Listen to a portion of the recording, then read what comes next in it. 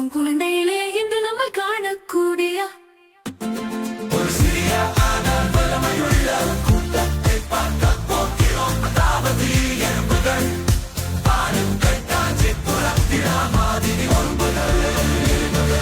பாருங்கள் காஞ்சிபுரத்தில் விழா மாதிரி ஒரு அருமையான பேரணி. எறும்புகள் சுடராக நடக்கின்றன.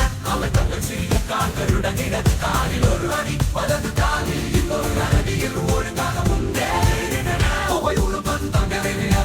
உணவு துருவத்துரைத்து மிக அழகாக நடக்கின்றன. பார்க்கும் போது எறும்புகள் சிறியவையாக இருந்தாலும் மிக வலியானவைகள் என்று நாம் புரிந்து கொள்கிறோம். அவை உயரமான மண்ணின் குழிகளை கட்டுகின்றன. இதே ஆழமான துரப்பங்களை தோன்றும் வேலைகளையும் செய்கின்றன. நேரம் இல்லாமல் நிமிஷம் போயாமல் உழைக்கும் அந்த எறும்புகள் எல்லாவற்றிலும் ஒரு விதமாக செயல்படுகின்றன.